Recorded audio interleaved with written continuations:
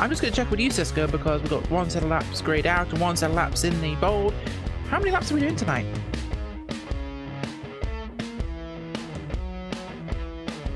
I'm just questioning that because, you know, we have the Talladega laps up and the Daytona one's grayed out, so I'm not sure which run. Yeah, no, it's still going to be a normal race. We're not doing anything super crazy. 90 laps here at the World Center of Racing of Daytona. I do want to remind you, good evening, everybody. Now that all the buttons have been pressed properly, and you know, it's always, we're in trouble, Rachel, when it's me here alongside you, because not that I don't like to announce with you, but the problem is, of course, half my team is not here. There's monster trucks. We are a little short-staffed because once again Evan is off playing with his Tonka trucks, and we are going to, of course, be. You have to put up with Cisco. It's unfortunate, but there it is. He's actually a fantastic commentator. Normally finds himself behind the cameras, but qualifying is currently underway out on track. Current pole sitter Jorgensen Jr. holding that top spot for now, as only 7 cars are qualified. It's himself, Tiller, Hannah, Berger, and a few others to name. But cars all, of course, out on the racetrack at the moment as they get ready to wind up for this one. Going to be a fantastic run today, and well, we had, of course, the fantastic race at Talladega, last round out. Then we had now nighttime at regular Daytona. So then we'll come back to Talladega the week after that. Then it's 07, then it's back to Talladega, nighttime Daytona. So we keep cycling through this thing, keeping things interesting, of course, and well, we're cranking up for a fantastic run today. It's going to be beautiful to race here under the lights, just like the Camping World trucks are today at Daytona itself. And one driver from this series, Cisco. Yeah, you can see, looking at the point standings right now, Robbie Lyons, you see him in the order, and, well, he right now is over at the World Center of Racing taking part in the real-life Camping World Truck Series. But a quick glance at your points. You got 4 of your top guys in the point standings all locked in with the win. You got, of course, Michael Cozy Jr., who got it done 1 week ago. You got Gary Champion, Mark Jorgensen Jr., and Glenn Hendrick, who have all locked themselves into the playoffs here coming into the Superspeedway Cup Series. And then at the top of the point standings, as far as points go, you got Spencer Preet, then you got Scott Warren, Rodney Wofford, Andrew Berger, Rod Flagg, Robbie Lyons, who obviously, since he's a little busy tonight with the real life side of things, will probably kind of fall out of that graph. Jake Champion, Justin Levine, Corey Smith, the first driver out of that top 12. Then you got Seth the Merchant and Frank Basilia. That's a look at your top 15, but yep, another normal night of racing. The good thing is for these guys, it's Daytona regular, or Daytona 2011 instead of Daytona 07. We don't have to worry too much about the bumps tonight, Rachel. No, things will be a little smoother on the racetrack, of course, and, well, you could say, Cisco, they're as smooth as Sunwest Construction, or at least the buildings they make. See what I did there? Yeah, Sunwest Construction, title sponsor for the series, of course, founded in 1986, has grown into the premier construction development company on the west coast of Florida. Over the past 30 years, they've built and developed over 17,000 condominium units, and now specialize in mid to high-rise developments, as well as commercial buildings and hotels alongside Marriott and Hampton Inns. So yeah, that's Sunwest Construction, make very smooth buildings, just like the surface here at modern Daytona layout.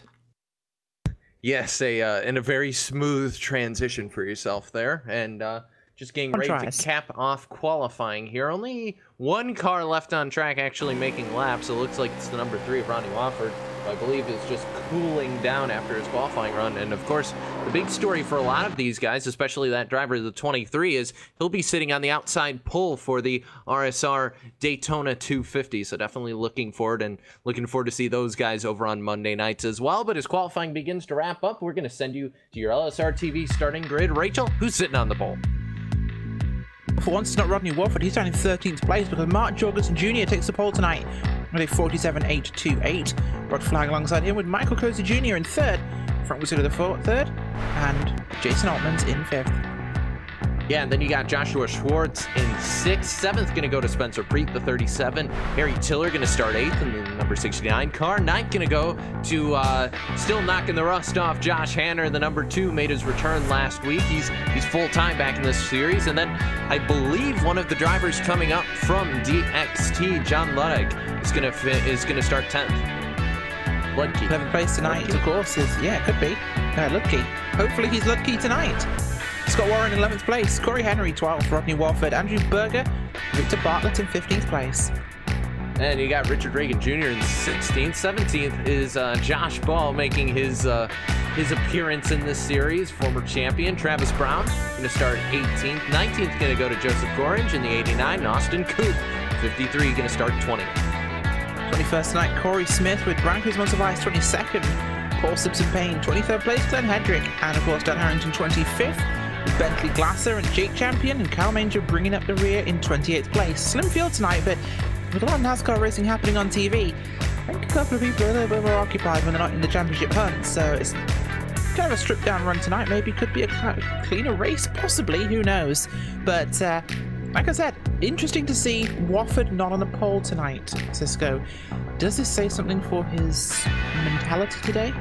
No, I doubt it. I talked to Rodney on Monday, and it was Rodney. So it would not surprise me at all to see that number 3 Good Run Chevrolet up at the front of this field before too long. But take a look at your track facts because, well, we do it every week, and the tracks don't really change a whole lot. Daytona, 2.5 miles, 4.02 kilometers, 31 degrees of banking, 55 miles an hour going into pit road. Of course, we got the lights on. It is the nighttime, so that's going to play a little bit of a factor in some of the look of these cars. And of course, 90 laps going here at Daytona. That means our first stage is going to come at the completion of lap 45. So just on the outside of the fuel window for some of these cars, but apart from that, should be good to go here for another night of racing for the Sunwest Construction Superspeedway Cup Series. Should be, of course, and looking forward to this one being a fantastic race tonight. Of course, we had some absolutely awesome races this season. You know what, I can't wait to see what tonight will throw up for us as we come down the backstretch here at Daytona, getting ready to kick this thing into high gear as we head through the tri-oval. Who will win tonight's race? Will it be somebody already locked in? Will it be a new driver at the front for this one? We will find out in 90 laps time. It's a lot of racing to go for us, but it's going to be fun. You're going to catch every moment of it here on LSRTV. Place you want to be, of course, for sim racing. And well, as the cars come through turn number 4 and up towards the tri-oval, the pace car will take that long left-hand turn down to pit road. Probably won't be the only time he does that tonight, but so we don't see it happen very often. Field in command now, and Mark Jorgensen Jr. as the pace car pulls away. Green flag will wave on the racing tonight. Daytona, we're here. Shoddy starts on the outside line there as, well, Rod Flag, guess he didn't see the flag because he's dropped back quite a bit. Brasilia pushing him, but, oh, big leap by Jorgensen Jr. and Cozy, of course, on the low side. Junior alongside the 97 machine there of Jason Altman's pushing hard, and that Irwin machine getting his work going. Yeah, Altman's a good run on the inside. The Irwin Jules Ford Fusion is going to be able to clear Rod Flag and go single file early on here from Daytona. One thing you'll note, as opposed to the real life guys, these guys prefer the bottom side versus the train of cars on the outside. It just kind of suits the cars a little bit better, have a little bit more speed down there. But single file through your top 6. First side by side, well, was the number 2 of Josh Hanner, but he's broken away and he's bringing Harry Tiller with him. That's the 34 of Joshua Schwartz up on the top side, trying to do something with his run. And just outside the quarter panel, Tiller right there, but already single file through your top 8 or so. And it's continuing to fall back is that 34 car. Now you see Rodney Wofford, and just coming into picture now to your left side is going to be the 42 of Victor Bartlett. But very, very good race early on here, but very single file right now. Absolutely is. Things have gotten single file fast here, and could this be an omen for the race? Look who's coming forward, so. Oh, first caution of the night will strike. Just as I was saying, Rodney Wofford is working his way forward, leading the outside lane. I believe, if I look back towards where Harry Tiller was for this one, Tiller got turned by the 48 there. That was the machine, I believe, belonging to Josh Ball. Ball comes down, clips the corner of Tiller after getting loose, and puts him up into the 34 car. Absolutely huge hit there for Joshua Schwartz. The Schwartz was not with him as it collects a number of cars on the high side. And wow, first big chunk of the race on lap number 2. Guess the full moon is out with it being nighttime because we're under caution. Yeah, and I'm not really sure. Ball had a really good run going into the turn and just wasn't able to slow his Chevrolet down, and you see him, yeah, you get into the 34 and just tags the 69, and almost like we were watching the duels all over again, just a slight touch. That's all it takes to put Tiller into the outside wall, and already torn up race cars. We've barely started tonight, and already some guys going to have to use their fast repair.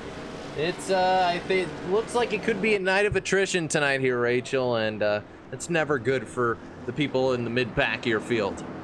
Never good for our sleep either. These things go a little bit heavy on the old cautions, but we'll find out how things go tonight. It could be a one-off, might be the first of the occasion to slow people's mentalities down, but it was an accident from what we saw. It was a car getting loose and just happened to be a little too close to another car and hooked him, causing us some problems. But all this shakes up the start. Of course, Cozy Jr. will be starting alongside Jorgensen Jr. there, and we'll be getting this one going green flag after a few laps under caution here.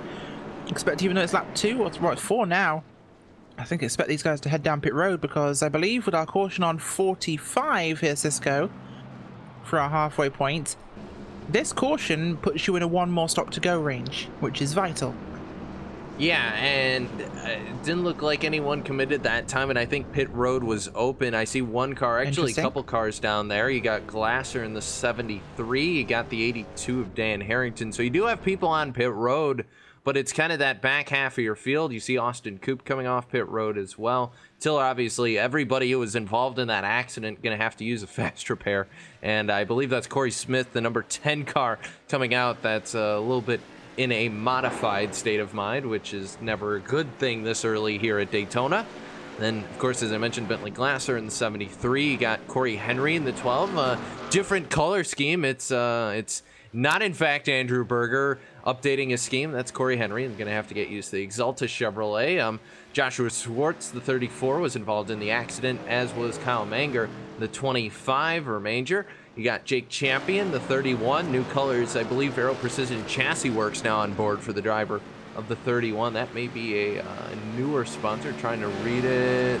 Yeah, it looks like APC on board for Jake Champion. Brandon Monsivice, of course, making his return, has had a couple issues getting into the server. He's right now 25th coming off pit road. John Ludke, the Logitech number 50 machine, 26th, Dan Harrington, and then Paul Simpson Payne, the number 20 that got torn up in that initial accident. You still see the damage on that Toyota Camry as it rejoins the racetrack. As we come across the start-finish line, light's going to go out this time. 1 lap to go before we retake the green flag. Yeah, we're coming back to green and getting ready to go for this one tonight. It feels like this caution has flown past in terms of time, and like I said, I'm surprised people didn't choose to come down pit road this time by putting themselves in a 1 to go range, but maybe the laps of the caution saved them 1 or 2 laps, which could be enough to go to the end. It's a bold call, but do these guys maybe feel it's not going to be a green flag race tonight? Maybe they think they're going to have a few more cautions before we reach halfway? Well, mathematically it's likely, Cisco, but stranger things have happened.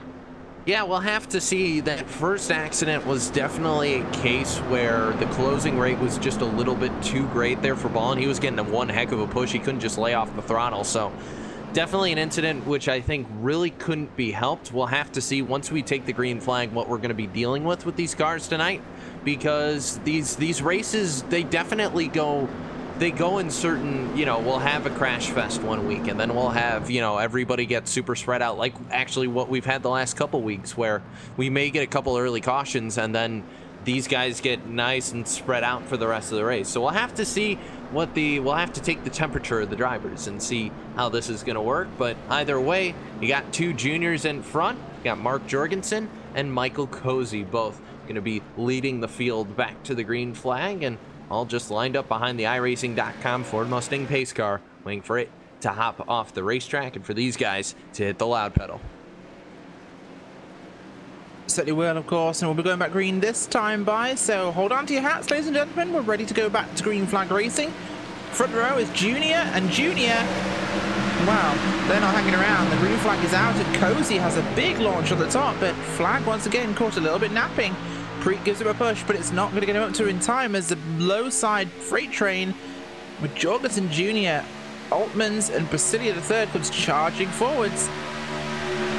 Top side a little bit more hooked up this time. They're going to maintain position, but it just doesn't seem as though they've got the grunt off the line as that low side pulls ahead yet again. More momentum down there for them, of course, on that initial lap, and So hard to gain time when you are on the high side. Cozy had a great start, but it won't be enough at the moment as behind them the field separates out behind your top 10 and single files down already. Preet drops down up front and wants to have himself a slightly cozier spot. Jorgensen, Altmans, Basilia all clear up front now as the low side's really broken away there, Cisco. They're just going to hold themselves in place and run laps now, but depends on what the high side chooses to do. A couple more dropping down. 46, Richard Reagan Jr. dropping down as well there. Leaving the 2, the 23, it's Josh Hanna, Rod Flagg, Cozy Jr. up on the high side. The only cars really left up there now. Yeah, literally those 3 are the only cars we have up there apart from those right back in the pack. So these guys want to just run laps now. Yeah, I think that early caution, Rachel, kind of spooked everybody, and it was so early that I think everybody just wants to kind of sit back and ride for a little bit. So single file going to be the name of the game for right now. You got Andrew Berger just getting alongside Josh Hanner, just showing how that top side really isn't doing a whole lot for Hanner and Flagg and the 77 of Cozy Jr. It's going to be a case of you may want to hop on the train before it's too late because they are absolutely falling through your field. A little bit up to the middle goes number 42 of Victor Bartlett. He comes back down on the racetrack, but a couple more drivers going up to the top side now to try and help out that line. You got the 12, Corey Henry, also Kyle Major, the 25, trying to go up there, and they're a little bit broken away from them, actually. It looks like a little bit of side draft actually helping the 77 to 23. It's only 2 cars left up there as another driver dropping to the bottom, and Hanner has dropped to the bottom, but now Bartlett actually does want to go the outside, going to get the assist, I believe, to his teammate of Michael Cozy Jr., going to try and make it work on the outside. You also see Rodney Wofford thinking about it right now, and yes, he is going to commit. Up to the top side goes the 3, the 42, and the 77. The 23 not too far behind them as well. We go side by side through turns number 2. We do indeed, and it's often so hard to tell the difference between cars' positions when they're racing this close. Of course, well, just like the coverage of the Superspeedway Cup Series, it's brought to you by Dual Real Timing. That is what we use. It's our official timing software of LSRTV.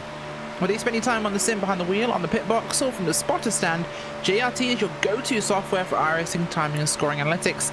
Get yourself a basic download or get the pro version today at joel-real-timing.com. That's joel-real-timing.com. And you can get yourself a download today. Speaking of which, the only cars that didn't quite get dual real timing, I think, today was the 3 and the 42, but the 94 hops up there. Clearly, he's read the situation on track properly because now he's going to take advantage and use this momentum he's getting down low to move forwards here and try and lead these guys towards the sharp end. It's pretty quiet, though. They've just not got the momentum, Cisco. It does seem to just be holding them back. With only 3 cars up there and the entire field down low, they haven't got the drive. No, Frank Basilia is definitely not digging up there in the 94. He may have it on the side of the car, but he's going to need a little bit more help if he hopes to make things happen.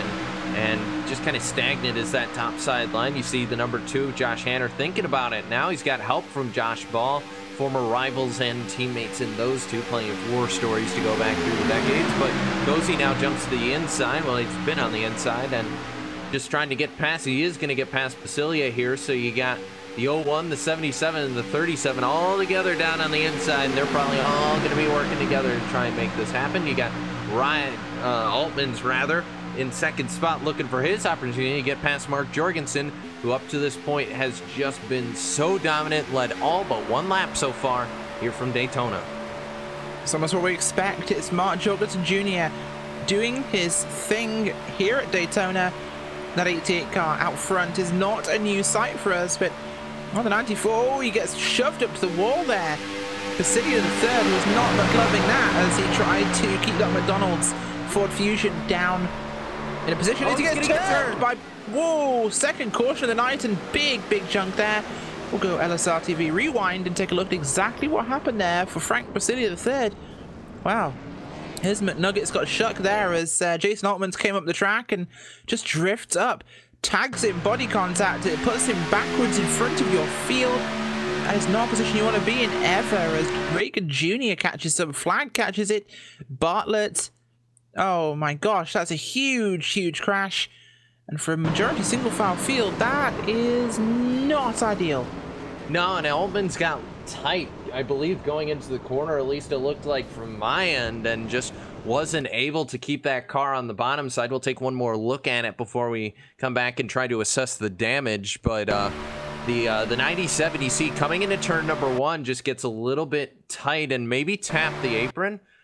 I'm not sure. You see him going down the racetrack a little bit, but yeah, just the car gets tight, starts to come up the racetrack, and that's all it was. And just a slight tag on the 94, and not even a situation with connection issues or anything. Just went up and tagged him, and that's all it was. And around goes Basilia. Bartlett nowhere to go, and you see Reagan and everybody check up behind him, and it's just chaos behind. And just like that, about half your field just torn up in that accident.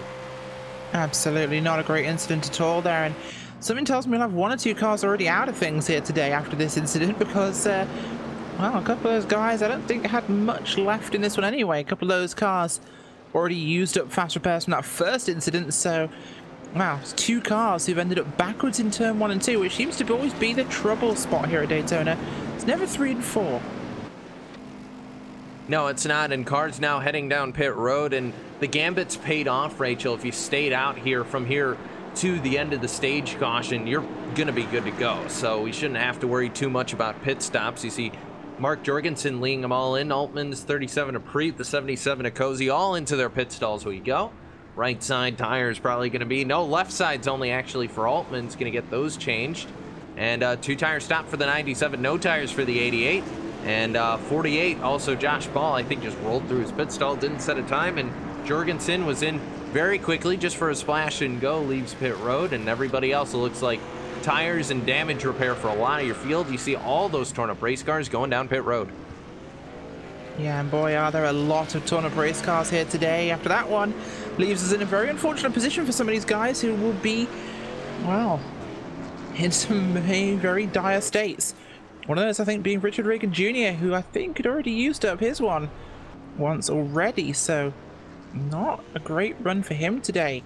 That car, the Art of Ruin car, looking pretty ruined, actually, on pit road at the moment. As, he's Kyle Manger down there, too. Yeah, and it looks like he might have towed, or in some cases going to be stuck in the pit stall for a while, so that's not good for the driver of the 46. Excuse me, and the 3 of Rodney Wofford just coming off pit road now, and apart from that, several other cars still stricken with damage. You see the 94 leaving pit road, that car is torn up, missing a nose. 94 Basilia, 37 to Preet, the Jack Bolt radio machine. Looks like he's had to use his fast repair there. The 25 of Kyle Manger, yep, he still got damage. Montsevice, I think, was far enough back where he didn't get too much involved with that one. You got Corey Henry, once again, also a case. Still got damage on the 20. I think Paul Simpson Payne has been carrying that since the first caution. And then Rod Flagg, Josh Henry, you see the damage on that car as well. And Flagg may be trapped on pit road. No, he's just going to beat the pace car off as the pace car comes around. And that's all that's left of your field there, Rachel, that wasn't down pit road to just take tires or something. You got Austin Coop, who stayed out. And I believe because he took gas that first stop, he feels like he can make it. You got Mark Jorgensen and Jason Altmans, who were kind of ahead of that accident, and everybody else behind him who's clean probably had to use a fast repair. I think they did. I mean, obviously in that sort of situation, he is in a place where he can probably stay out, but a tricky situation for these drivers to be sure, of course. Problems early on, and, well, yeah, not the best race situation here for these boys. There's quite a few of these guys torn up in today's event. Damage to a lot of cars, including some of the fast cars towards the front. Also having problems here, but wow. Shaking things up. Austin Cooper, look at him up at front. He's had a quiet race so far, stayed out of all the trouble. And stayed out of pit road this time. Yeah, absolutely. That Batteries Plus LSRTV Toyota Camry up front alongside Jorgensen Jr. Yeah, someone painted. I don't know who that was, but up there alongside the 88 of Jorgensen Jr., ready to go back to the green flag to stand by. Probably the same person who makes GTA videos. Yeah, probably just something like that. Just a hunch. But Maybe the lights are out on the Ford Mustang pace car, and I'm going to be interested to see. There's a couple cars that are kind of slightly damaged. I was looking at the rear quarter, the 89 of Orange there. There's a little bit of damage, and 37, a little bit of right front, as well as the number 50 car. So a couple of these cars have slight bit of damage. We'll have to see how it affects them as we come back to the green flag. Yeah, we certainly will. And green flag will wave here at Daytona. Slow start by Coop. Jorgensen and Cozy pushed hard on the high side. In fact, they'll lead across the line this time by there. As, wow, Coop was snoring. Altmans did not help him there, and Jorgensen will drop down to the lead before the end of even the first lap here. That was a huge run there by Jorgensen, timing that restart green flag to perfection, dumping Cozy on the outside though. No friends for him. He'll drop back to the 89 car. Joseph Gorringe all the way back there. Harry Tiller comes up as well, but no, drops down there, and we're on lap 16, Cisco. We've had 2 yellow flags so far. Everyone's already starting to serpentine up the track, looking for a partner, and nobody wants to dance.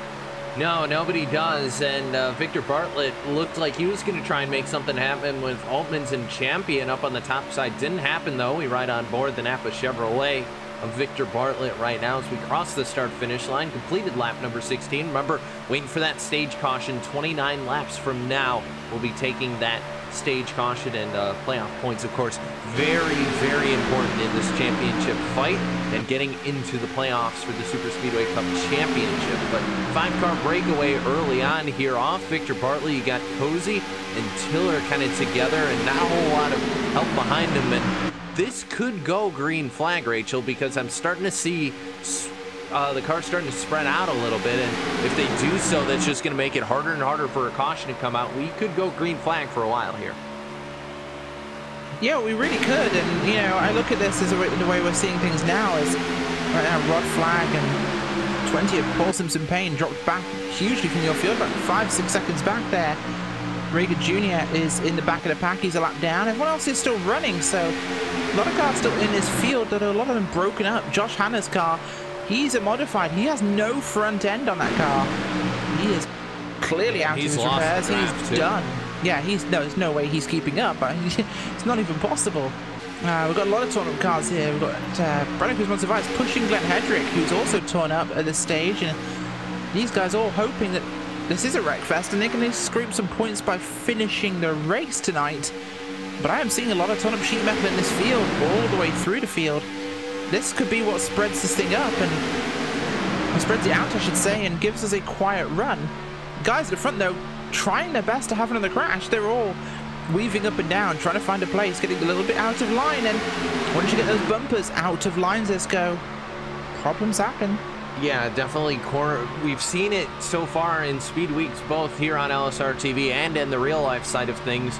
Corners are very, very sketchy in these cars. You can't really afford to push them because, unlike, you know, the old COTs back in the 2014 days, no, you can't really hit any of these cars square. They all have curved bumpers and such. So I think for a lot of these guys, it's going to be a case where you're going to have to, you know, just be smart with the way you're drafting here. And the 77 of Cozy Jr. and the 69 of Tiller did a very good job in getting themselves back into the lead lap pack, but they're starting to lose it a little bit here. No, actually, no, they're back to it.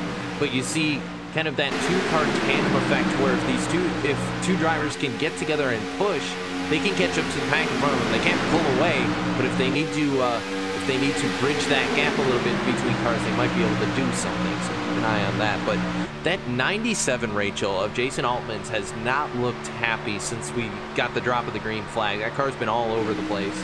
And Jason just doesn't look like he's terribly happy with that car right now. No, not looking happy at all, actually, at this moment in time, as he tries to do his best to keep his car moving in this thing, but, well, just an awkward position all round for this field as they are so separated. With so many of these guys, of course, most of this field, I'd say by now, have used up their backup cars, as a couple of them still looking up front, but no one really making serious moves. Even they've spread out quite a bit. Your top, really, 9 cars here, this lead pack, about a second clear of Rodney Wofford in 10th place, and they're all separated by a couple of car lengths in some places, keeping this one nice and calm. Something tells me we go to a green flag this time by, unless something dramatic happens. Yeah, no, I agree. This definitely, with the field as spread out as it is after those 2 initial cautions, this has a very green flag feel, and just maybe a couple slight contacts might bring out a caution, but especially if these guys make it to green flag pit stops for some of your field here, this definitely will stretch out at least till the stage caution. They'll bunch them all back up, and that's really where we're going to see if it's going to be worth it to use that fast repair if you've been saving it, and then if things are going to get dicey or if they're going to stay the same. But Altman's, you can see the 97 almost a little bit bored is the driver of Jason Altman's and trying to make a little bit of a run, but you really just can't do it in the current package, either in real life or here on the sim. Obviously, we don't have the same ride height issues that they've been having in the real life side of things, and so these cars are a little bit easier to handle, but as it sits right now, still the same sort of effect where the hole these cars are punching in the draft, they're a little bit too streamlined to be able to actually do a whole lot. You see Altman's, you know, looking to the inside. He's trying to make it and kind of psych people out on coming off the corners, almost an Earnhardt-esque move. That's something that Senior would do to kind of juke people out. You know, you fake to the outside, you cut back coming out of the corner, and Altman's trying to do it on the inside, and Coop not falling for it right now. But just something to keep an eye on. You see the 97 doing it, trying to get to the inside. Yeah, he's trying his best, but, well, not really best right now will do, of course. We do see the 848 up top, a little bit further back in your pack. The 16th place. Yep, there Those goes guys Coop. get a little rowdy. Yeah, Coop going up top here on his own.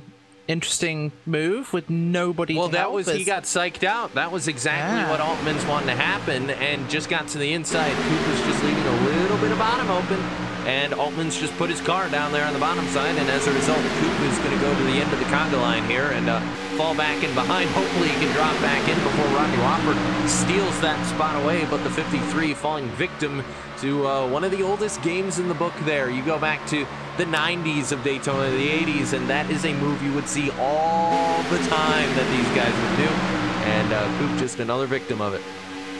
Yeah, absolutely. Not what he wanted to have happen in this race, but it's where he's been put in this one, and not an ideal situation for him, but he'll have to handle it and get on with the racing. Speaking of getting psyched out, Altman's now the car that's been shoved up onto the death road, the middle lane on his own. Wofford looks like he might go with Altman's though, so does Preet, and the 76 of Warren, so we could be looking at a second lane forming up here, but these cars are all moving around an awful lot, Cisco.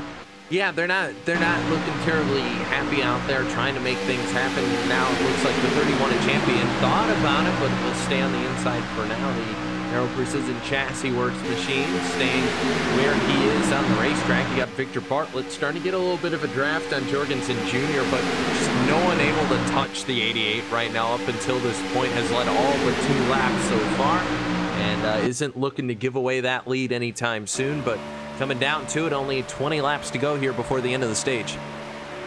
Yeah, and we'll have a caution at some point during this one, of course. Well, we'll have a pit sequence at some point during this one, as these guys will all need to come down pit road to get themselves sorted out for fuel to get to the end of this thing, because they're not going to make it simply based on being on track. So we'll have to see them pull that one off, but that should even more spread this field out, Cisco, give us a greener run to the end of the stage, which at this point in time I'm thinking that's how we're going to see this go, but well, who knows these days. Yeah, no, the way these guys, I mean, if there's going to be cars together, there's always a chance we'll see a caution. We've seen some even in those spread out races, but actually, no, Altman's going to go to the outside that time. Got a little bit sketchy there, waiting until the last minute to jump up to the outside. Now going to do so. Get a little bit of a boost there from Rodney Wofford, but that's going to space out the outside line just a tad. And there goes Victor Bartlett now going to try and make good on that pass up to the top side hill going. Jorgensen doesn't have help till the number 31 of Jake Champion's going to get to him. If Bartlett clears, this could be enough for him to grab the lead. He's clear right now. Won't do it, though. It'll be a drag race to the line. Yes, he does actually clear him. Yeah. Down to the inside, new leader, Victor Bartlett. So he does, he drops down there and lets him get past with no real drama here, actually. 42 will lead the way now to Bartlett up front, leading laps at Daytona. As the outside line just falters a little bit after that push, as the inside actually breaks apart a bit here, which could actually cost them something. But Altman's looked like he wants to go down, but was it clear of the 31 a champion? Drops down now and abandons the ride. Will anybody else come down, or will they persevere? Tiller comes up to join them, so does the 34. Joshua Schwartz there. Tiller drops down, 73 drops down, Bentley Glasser. as we start passing some of the broken cars, the 20 there. That is, of course, Paul Simpson Payne. Bartlett, they're going for some draft off the two of Hannah's very, very modified machine. Yeah, Josh is that's a new style, right? And here's Coop. Wow. Yeah, so Coop, who was on the lead. Yeah, I have no idea. Coop was on the lead lap, and I guess nobody wanted to work with him because he's dropped a lap in no time unless he pitted on his own. That could have been the case. Looking at the 53, yes, he has pitted a second time, so that's in fact what it was. He did come down pit road to get a splash and go. So I think Austin thought there was going to be another yellow with the two early ones, but I guess unfortunately for him, it backfired because he's now going to be fighting for that first car one lap down. And right now, he's going to be fighting actually with Richard Reagan Jr., who's currently in that position right now. And you see the 46 giving the boost to the 40, or the 53, I should say. So that is your battle for your first car one lap down. So keep an eye on the 53, the 46. We know we're waiting on that caution in 15. So these guys will have to come down pit road. The question I have, though, Rachel, is Austin actually going to be better off if the rest of the field still has to pit? Because if that second caution was still early, we still had like 30 laps to go. That's not in the fuel window, is it? Not at all, no. These guys all have to pit, but, well, we say that. He's not got a draft, so he's in a position where he's lost a lap because of it. Yeah, but Coop will still be in the factor where he can hop back onto hopefully the rear of Travis Brown or Dan Harrington or somebody. But either way, he's got that pit stop out of the way. So I would assume Coop and looking at Richard Reagan Jr., actually Reagan hasn't pitted either. So he still has to come down. So Coop may have lucked himself with having to make that green flag stop. Assuming, of course, Rachel, we have to do green flag stops. If we don't, then Coop's going to be SOL. SOL would be a word I'd use in this case because he clearly has lost the advantage of having pitted early. He's had no one to go with, so he's lost track position. The 31 gets shoved up and out of the way. Jake Champion now going to be going backwards as the freight train continues below him. Wofford, though, worked his way towards the front here. He's now in 4th place from starting pretty far back. Rodney Wofford has clawed his way to the front, like you said, Cisco, and 31 forces his way down there for Dupreet. This thing's staying very open, but these guys are still sketching me out. Yeah, and Champion was in good hands with that pass as he has State Farm on the rear deck lid, or the rear roof, I should say, but was able to make that pass happen pretty easily. But Victor Bartlett's been in command of this field here for about 5 laps, and I've been surprised that Jorgensen and Altmans haven't really made a move on Bartlett yet. I'm assuming they're maybe waiting till after green flag pit stops, and that's really going to be a case where we see who's going to work with who. But you see Altmans once again very tight going through the corner, and that 97 for whatever reason just looks like he is not getting through the corner in the same sort of style that everybody else is, and just having a lot of issues with that right now. Yeah, he really is, and I'm kind of surprised by this, of course, that he's in that position. It's not where I expected him to be, but unfortunately he's gonna have to handle what he has and move forwards. But this field is unusually spaced out right now. A lot of lap down cars, a lot of guys trying to find advantage in a single file conga race we're seeing, but wow, just an unusual race tonight. It's almost been a bit, it's been spread out, but it has. Yeah. It's like everybody's no, we've had our busy racing, but it's happened all so early on that everyone's gotten so wound up with the whole thing that they're really not too keen on pushing an issue. Yeah, everybody's gotten a little bit complacent, which is not really an adjective that I would use for this series generally. We see a lot of, you know, heavy racing, but everybody just pretty set on just riding for a while here. Maybe everyone's been watching the duels and seeing how single file those races have been lately, but as it sits right now, I mean, I'm not complaining because we haven't had to pace a whole lot today. Yes, we've had 2 cautions, but if it keeps everybody green flag here for a while, that's a-okay with me. As we come out of turn number 4 this time, looking to complete lap number 34. 97 looked to pit road that time, but not going to make the move. But it's got to be soon here, Rachel, where we're going to be seeing these guys hit pit road. It'll be right before the end of the stage, unfortunately, but you just can't make it. No, they can't make it at all, and they're going to have to come down pit road. They will, I'm sure. And that, of course, means we'll see some movement in our running order, I believe, in this place. But, well, with how things are going, I don't think there's going to be too much change in running order. Question is, who leads the end of the stage, and what do these guys do towards the end of that stage position where we see an actual fight break out? Will we see a real scrum for the end? Will we see two lines form up and some real racing happen? Are they just trying to patiently get there? Did those two super early cautions just shock the field into behaving? I guess we'll have to see off turn number 4 that time. Looking, nope, no takers just yet, so we'll stay out for another lap. On board the number 3 of Rodney Wofford, a familiar view off the roof of that machine, and we'll hop on board now with Michael Cozy Jr., of course, streaming his side of things for the Superspeedway Cup Series. He actually ended his for tonight. Oh, he is? Okay, well, that's what it would look like there if it was still on, but I guess Michael choosing to go a little bit more in-depth tonight or something like that, or just focus in on trying to get another win here. But either way, Cozy's sitting there, Mr. Win by himself, sitting in that 7th position, looking to try and make a move here later on. But coming out turns 3 and 4, Rachel, do we see him this time down pit road? I don't know, it's going to be a tricky one. Oh, we do.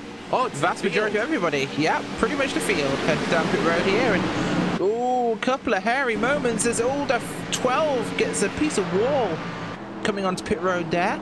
That was unexpected for Corey Henry, who locks up, and yeah, he had he tapped the 73 and then hits the wall, so that was not too clean. But when you got this amount of cars all hitting down from 200 miles an hour to 70, multiple people just really wobbling in that huge dense pack of cars, all braking at different speeds as everyone hits pit road now, and we'll see who gets their box cleanly.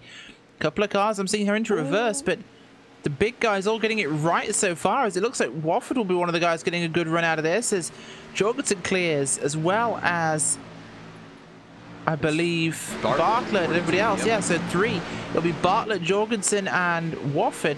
Second group in. Does Wofford able to pass him though? Second group, yeah, hitting pit road. That's Berger, Ball, Basilia, Corey Smith, Dan Harrington, and Reagan Jr. Yeah, Reagan Jr.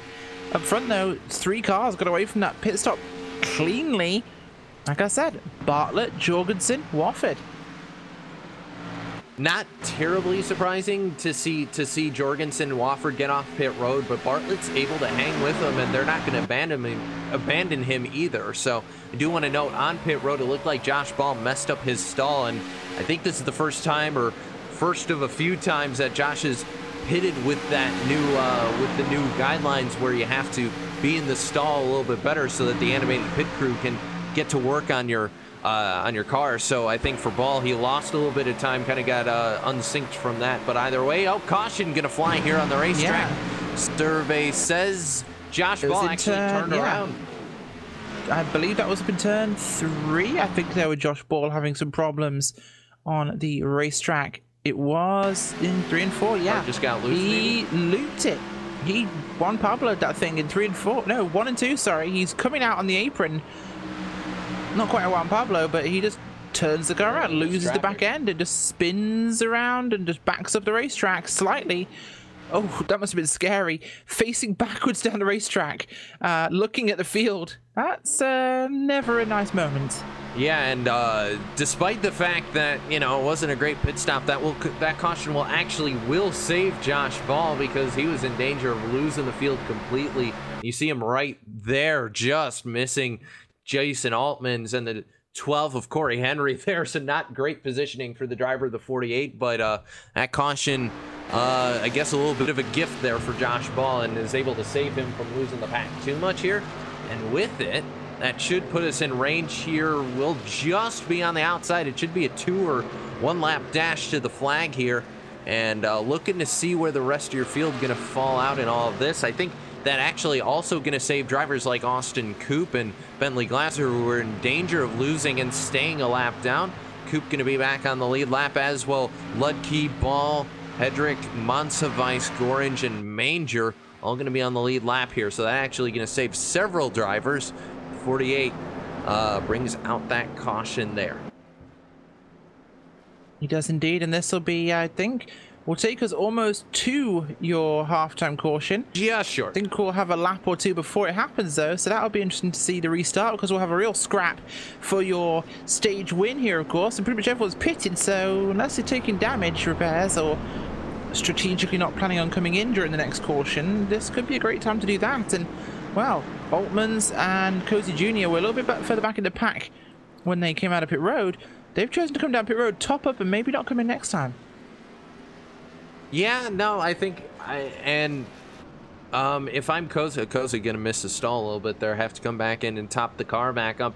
It's not a bad idea for me, Rachel, because we're basically about as close as you can get to the stage where usually, you know, we've seen it all the time with stage racing, where if they don't close the pits down, guys will pit right before the end of the stage and make a strategy call that way, because you assume that the field's going to come down after the points. So if you're not really caring about playoff points, so in the case of the 77 of Michael Cozy Jr. already locked himself in with a win, I like the call. You know, get yourself better on fuel, and that way you're not really playing for stage points or anything like that. You're just going out there to win the race and putting yourself in a better position to do that. So I like the call by Cozy. Josh Ball was also down pit road as well. Richard Reagan Jr., Kyle Manger, Bentley Glasser, as well as Travis Brown and Jason Altmans.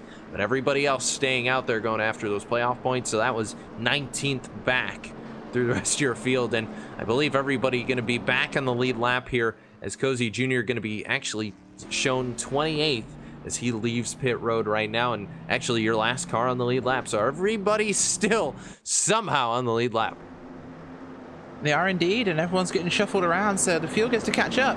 Those who had some more repairs to take have had opportunity to do just that, and a couple of them bringing out some spare cars now. Eventually we'll get to take part in this thing all over again, and well, we'll reshuffle, we'll reshake, and we'll get ready for a restart here, leading us up to that all-important stage run here. And who will take that points? Well, based on previous races, we just have no clue. Yeah, we'll just have to find out. But the lights stay on the pace car here, and that gives us a moment to step aside. You're watching the Super Speedway Cup Series right here on LSRTV, your home for sim racing. Back in a moment. We'll stay nonstop.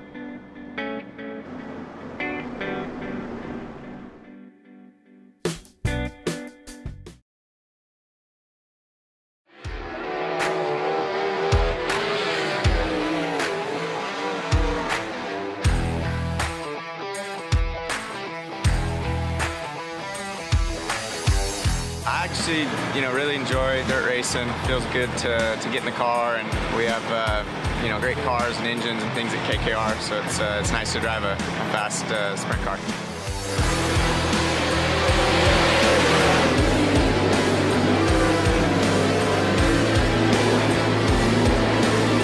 Couple of separate lines developing, three wide action on a turn two. Craig Kinzer, Casey Kane, and Garrett Pittman going at it.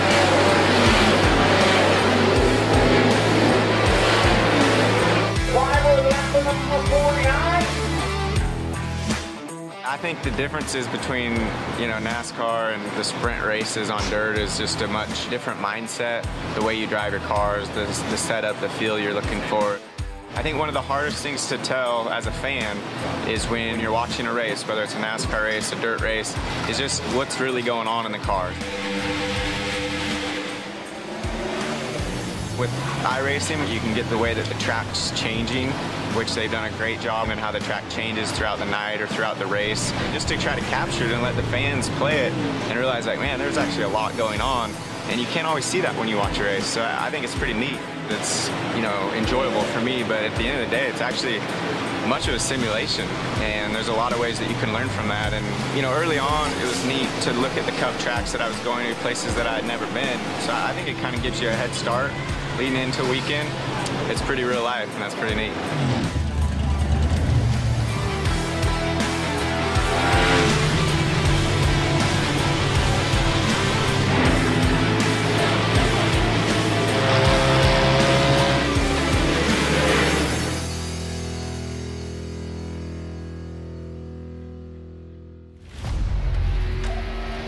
The yellow flag is out. Pit road is now open. Keep your eye on those gauges. We'll give you 4 tyres. 3, 2, 1, now.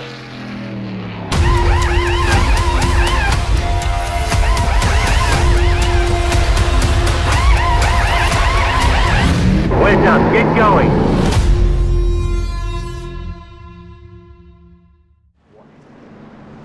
Welcome back to Super Speedway Cup, and we're waving this run back to the caution, I believe. I'm not entirely sure what that's missing for. Cozy Yeah, we'll just do it for one. Yeah, we're just going to do it for one lap, and we're going to carry on back. So we will get a restart here.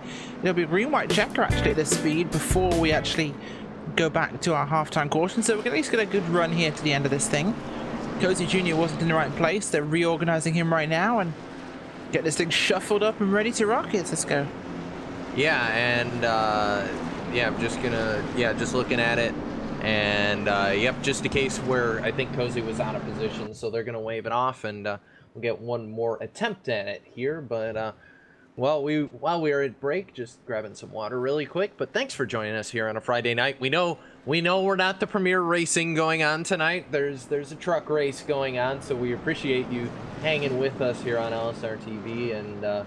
And Rachel, of course, our fellow driver in the series, Robbie Lyons, taking part in that, driving the number 15 for Premium Motorsports out on the real life banks of Daytona. I actually picked him dark horse on Thursday on the PMN radio show, because why not? So really cool to see one of our drivers out there doing it for realsies. Another driver doing the same sort of thing, Scott Stenzel, formerly of the RSR series, also out in a truck this evening as well. So two drivers out from the iRacing service out there on the real life banks of Daytona. And of course, we wish the best to them here as that race continues to go on. So you do, and I just picked up a funny comment from the user chat here. Someone said they love the anime pit crew. I think they meant animated, because I don't think we have an anime pit crew yet, because there'd be a lot more weebs on iRacing if that was the case. But we'll get ready to go back to green. Do they help you deliver tofu? I think they might help you deliver tofu based on how much time this field has spent sideways over this season so far. Probably do, yeah. But the base car will be pulling down. We have a Toyota, so it makes sense. As long as this is not somehow some NASCAR world set in a high school, I think we're okay. Speaking of which, the pace car's about to pull off the track, and we're about to see if Mark Jorgensen Jr. can take this field to school from fourth place, as he gets a great start there and shoves Brasilia to third on this restart. The rest of the outside line not quite going there. And 10, Corey Smith just dropped back a little bit. It's Berger and Bartlett on the inside. Brasilia and, of course, Jorgensen Jr. on the outside there. Wofford on the low side. This is really our big run here to work at how this thing will fly. And Berger definitely with one of the best pieces on the racetrack right now, pulling away with help from Victor Bartlett, and Bartlett doing a fantastic job of pushing Berger out to the front of your field. And you see Brasilia and Jorgensen trying to make it happen on the outside, and just having a little bit of trouble making it happen up there. You see the 10 of Corey Smith has jumped his way up into your top 10 with help from Spencer Breed, and the 34 of Joshua Schwartz, who's made his way back into this field. Across the line here, white flag going to be out on this stage here, going to take the end of the stage here at lap 45. So the is, of course, and this is it, lap 45. Where will they get to at the end of this thing, and where will our caution cycle out here? It's looking like Andrew Berger right now is going to be your points winner for this stage, but will Bartlett and Wofford choose to abandon him here in a pursuit of points? We've only got half a lap to see what they'll do for the end of the stage here, and boy oh boy, will this be a good one if they make something happen. Now's the time to make it go. As we're hearing, I believe Robbie Lyons finished about 13th place in the truck race, Cisco, so a great result for him there. As Bartlett goes for it. I told you he'd do it. Wofford goes with him. Berger abandoned, and it is, and wow, Victor Bartlett will sneak that at the end of the stage as we go under yellow for our half-time caution. And it was like last week all over again. Robbie Lyons had the stage win stolen away from him last week, and I guess same thing twice in a row, but this time it's Victor Bartlett able to steal it away, so he'll be able to hold on to that one, and caution gonna fly once again as we complete the first stage. Victory of that gonna go to the 42 of Victor Bartlett with a huge assist there from Rodney Wofford. So an excellent job by those two to steal it away right at the end, but another stage winner right at the end. Last week it was Andrew Berger actually who stole it away from Robbie Lyons, so I guess revenge is a dish best served cold, or something along those lines, or he got a taste of his own medicine, or any other cliche you want to throw in there. Certainly is, of course, and plenty of well, plenty of cliches have existed, but in this case not really too many to count, as we're going to come down pit road here for our halftime caution. Driver's going to get some service. It feels like we only just came back to green, but yeah, someone was saying he pulled Bartlett pulled a burger on burger, and I guess the burger got flipped off there. Man, I'm hungry now. Absolutely. We got a McDonald's car. We got burger driving. I mean, you know, it's all gonna add up. We're all gonna be seeing hamburgers in our dreams tonight, apparently. Apparently. We're down pit Wow. road. Everybody looked good from where I'm sitting. I'm not seeing anyone who missed their box particularly this time. A couple more stragglers coming in now. Absolutely are, but well, we'll move on, of course, and see how this thing plays out as we get back onto the racetrack. It looks like Bartlett kind of lost out there on that caution cycle, but a number of drivers stayed out, of course, on the racetrack, including Mark Jorgensen Jr., who's leading the way right now. Jorgensen up front. Actually, no, that's 12. No, seeing Jorgensen out front actually right now. Not on my screen. Well, Jorgensen's there ahead of the two of Hannah, with Harry Tiller and Austin Coop, but I think they're the first out of pit road. Oh, out of pit road. Okay, I see what you're saying. I thought you meant who stayed out, because I got Jason Altman's out front right now with Bentley Glasser, Travis Brown, Richard Reagan Jr. Then you got Mark Jorgensen, Josh Hanner, and Harry Tiller. I was confused what you're talking about there. But Austin Coop is 8th, and I have no idea how he did it. Because he managed to not lose a lap there, Rachel, and then either had the greatest pit stop of his life or something, because I'm actually looking at the pit stop times now. A lot of your field actually taking 4 tires. Got a couple stragglers, but Coop actually only took 2, so interesting. Yeah, they are somewhat interesting, of course, and it's a very unique situation in this series that we have so many drivers here with such a huge talent that we get to see quite a diverse set of racing every week, and that you can never quite predict what's going to happen. It's not as though the same usual people are always up front. We always see a great mix, and I absolutely love that about this.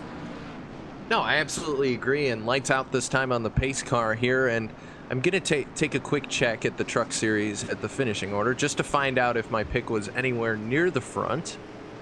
And survey, oh no, I think he wrecked. Oh man. That's not good, Rachel. I'm going to get a bunch of flack for that on Yeah, Monday. you probably are. I'm not going to help you. I will say Robbie did finish 13th, can confirm, so that's an awesome finish for him. For a guy who hasn't driven on a track bigger than a mile or so, and this was his first plate race, so hey, there's something to be said for practicing your plate racing on here on iRacing. So hey, good job, awesome job to you, Robbie Lyons, fantastic. Certainly is, of course, and Robbie's always a great joy to see in this series. He does a fantastic job of racing, and I rather enjoy his performance. And my pick was David Gilliland, who finished 21st in the KBM Toyota, so that's I'm going to hear about that on the radio show. Also, the other iRacer in the field, Scott Stenzel, finishes 15th for his team. So, hey, iRacer's going out there and making it happen on the real-life side of things. And JJ, Justin Haley, finishes 2nd. We talked to him on Thursday, so that's kind of cool, and I'm sure he's pretty hyped about that. Front row Joe finished 3rd. How about throwback Joe Nemechek at Nice. podium? That's pretty awesome to see in a little time ride teammate to John Hunter, so that's always awesome to see. But pace car getting ready, hit pit road, and we'll get back racing here for stage number 2 here from Daytona. Green flag will fly, and well, there we go. Stage number 2 here, the final 45 laps of this thing tonight, getting ready to go back to green. And something we didn't there do. they go. Oh, and they go off the racetrack, but they're going to do it on the racetrack now as the caution flies once again. Boys, keep it in your pants for just 5 minutes, please, and we might have a race in this thing. I can almost. That was definitely a misshift. We're going to have a quick replay of what happened, and 73 missed a shift, gets pushed down, hits the cars, and the concertina happens. Well, you know what? There was something I forgot to do during our half-time, Cisco. That's our midway race break.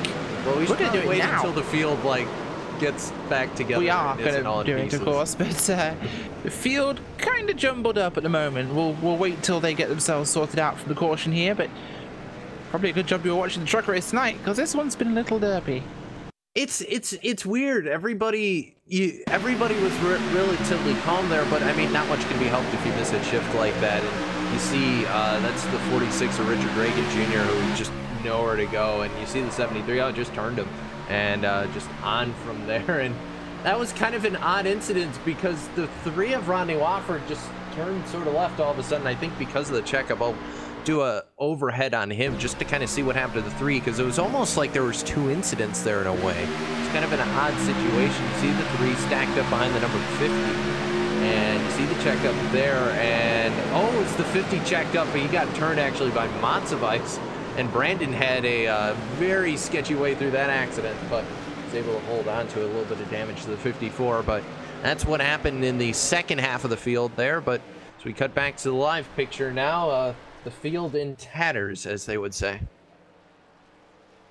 The field is rather tattered, actually, after that one. We'll wait till things sort themselves out before we'll give you a rundown on our field at this halfway point, or just past the halfway point now, and get this thing resorted for a restart here, as everyone tries their best to try and at least attempt the whole green thing that happens. I think there's going to be a couple of cars in this one. Would you call it a palava? Whatever that is. Isn't that a phrase, turn of phrase, that I don't know? A palaver could be considered a turn of phrase, but weirdly enough, maybe because it's this time of night, but I heard you say pavlova, and that's a whole different thing. I'm not going to break out any classical piano anytime soon, sorry. And stunning silence. No, I was just trying to remind myself. No, a pavlova is actually a dessert. It's kind of a meringue-based dessert, named after a Russian ballerina. Pavlovian music, though, isn't that a thing? It's again inspired by the Russian ballerina Anna Pavlova. But pavlova, though, one way that pavlova ties into this race is that pavlova, being a meringue-type dessert topped with berry fruits, is often mixed up and churned up into a mess, which is a dessert very famous in music. No, seriously, it's broken up and stirred up into a mess, more commonly known as an Eton mess, which is a kind of dessert, which is basically mashed up meringue and fruit.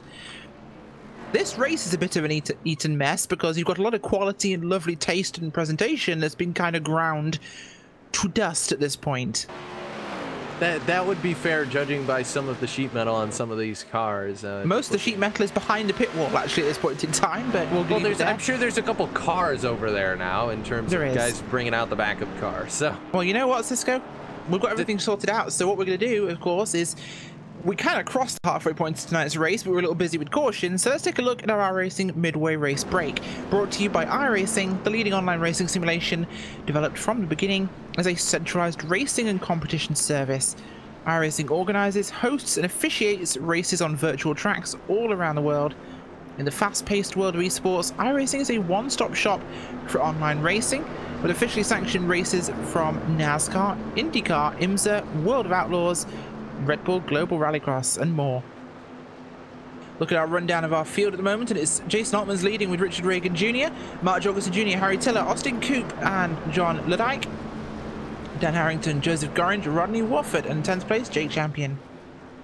Yeah, 11th is Ron Flagg, 12th to Corey Henry, 13th is Paul Simon Payne, 14th to Josh Ball, 15th to Spencer Preet, Glenn Hendrick running 16th, 17th to Frank Basilia III, 18th to Travis Brown, 19th to Corey Smith, and 20th to Kyle Manger.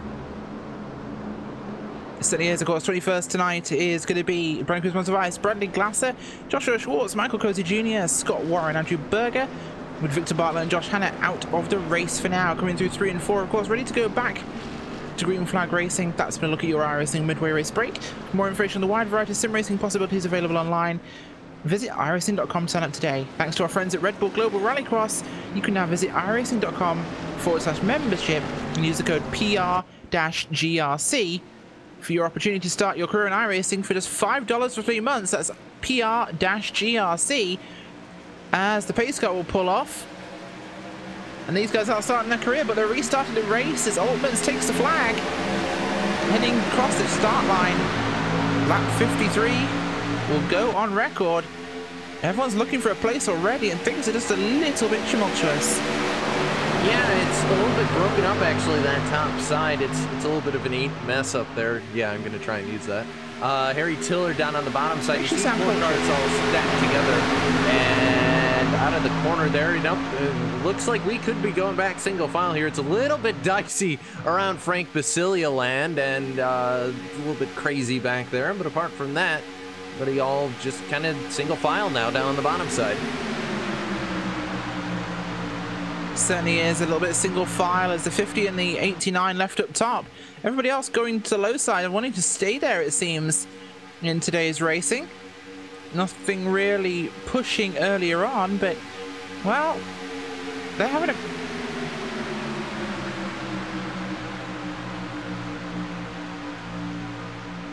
Yeah, everybody single file here, at least for the moment, as we come through the corner, and Altman's leading a breakaway now. They're all breaking away from Rodney Wofford forward. You see Rod Flag trying to get a little bit of help there from Josh Ball. And they're just not together right now, Rachel, and they need to stick together and run single file if they hope to stay with this lead back, or they're going to get left in the dust. And Rod Flag, Josh Ball, you see Glenn Hedrick, the 50 of John Ludke, Jake Champion, Joseph Gorange, Spencer Preet, Travis Brown. Also, one car heading to pit road, actually, in the corner screens. Joshua Schwartz. Damage to that Chevrolet SS. Is caution actually going to come out this time? It is. Survey says it's going to be Ludke. Oh, big accident. Oh, that was right at the front there, and included, of course, the 18 of Jorgensen Jr. We'll replay this for you, but wow. Jorgensen turns Altman's across the front of the field.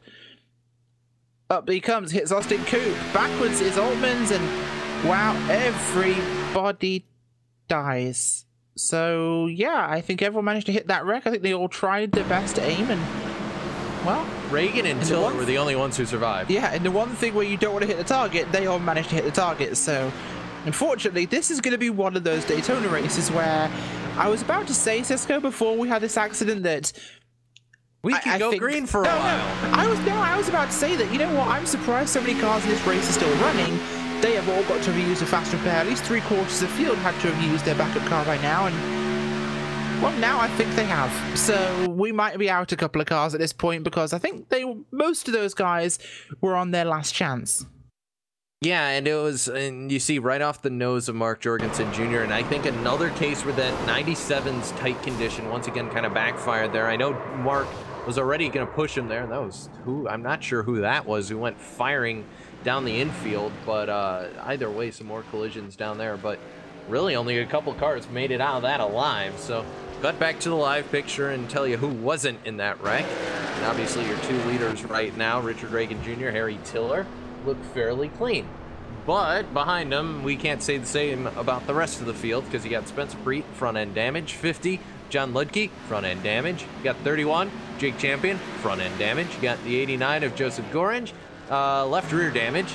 Mark Jorgensen Jr., front end damage. Travis Brown, front end damage. The 20, Paul Simpson Payne, after having a damaged car for about half this race, Rachel, is actually clean now, as, Paul may be heading to pit road, or he may be hunting here. I'm not sure. No, he's actually going to slow down. I think they've had enough time to build him a whole new car at this point. Yeah, but Paul Simpson Payne is actually on the bright side of things when it comes to damage, so good for him. What I mean is they've had a chance to go back to North Carolina, build a new race car, and bring it back again. Well, I'll tell you what, those TRD boys work fast, so it wouldn't surprise me at all. No, that wouldn't at all. Of course, right now it's going to be Reagan Jr. leading the race with Harry Tiller, the two that survived this thing. As behind them, I think Josh Ball, whose car is looking worse for wear. He's smoking. No, he's reset. No, he is reset. I was on a replay, so there you go. As it stands, it's Spencer Preet leading away from, I think, Corey Henry's out there. He is not a lap down as far as I can tell. So he's in second place, and then I believe we're looking at Harry Tiller. Reagan Jr. is up there too, so we'll shuffle this thing up and we'll get you some orders. Yeah, Travis Brown also looks, nah, he didn't get too much damage, but still a little bit of front end.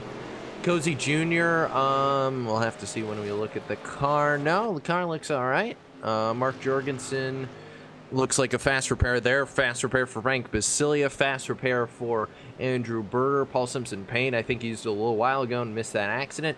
Kyle Manger, still a little bit of damage. Obviously, fast repair to Josh Ball. Bentley Glasser, 73, still has a little bit of front-end damage. Gorange, can't tell from here, Rachel. The car looks relatively okay, that Toyota Camry. Might still have a little bit of left rear. Yep, still a tad tad in the left rear. Montsevice probably used fast repair because I think he was involved in that one.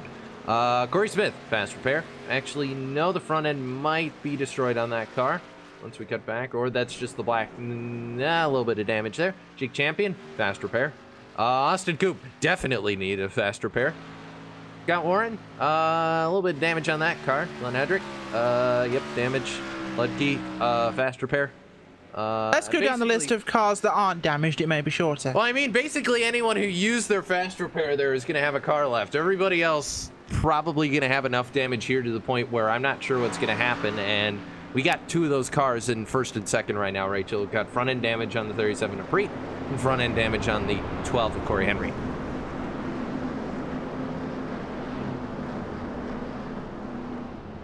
Well, they're exactly where you'd expect them to be, and that is out front. So we'll see this one develop onwards, of course. And looking at our clock, we have about, well, just over 30 laps to go.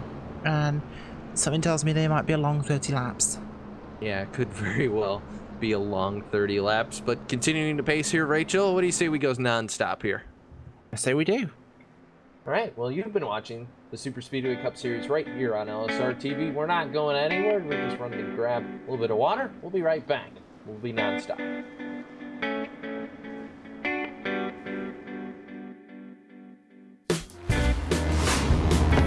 Hi, I'm Ryan Priest.